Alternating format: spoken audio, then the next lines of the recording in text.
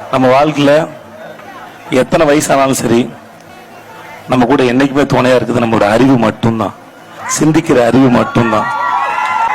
நம்மளை நோக்கி எந்த கருத்து வந்தாலுமே சரி, இல்லை எந்த பாடமாக இருந்தாலுமே சரி, உங்ககிட்ட ஏற்கனவே இருக்கிற அறிவு, அந்த அறிவு மேல சந்தேகப்படணும், கேள்வி கேட்கணும். இந்த பூமி எப்படி உடைச்சு வந்து உருவானதோ அதே மாதிரி ஒவ்வொரு அறிவும் இன்னொரு அறிவோட இன்டராக்ட் பண்ணும்போது, கலந்துரையாடும் போது புது அறிவு கிடைக்குது.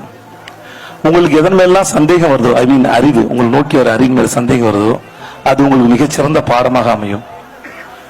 புரிஞ்ச அளவுக்கு அத்தனை அறிவு மேலேயும் கேள்வி கேளுங்க. அது உங்களோட புஸ்தக பாடகமா இருந்தாலும் சரி.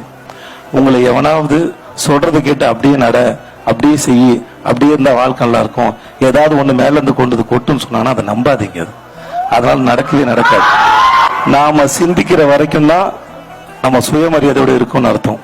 நம்ம சிந்தனையை தடுக்கிற எதையுமே ஏத்துக்காதீங்க, நம்பாதீங்க, தயவு செஞ்சு நம்பாதீங்க.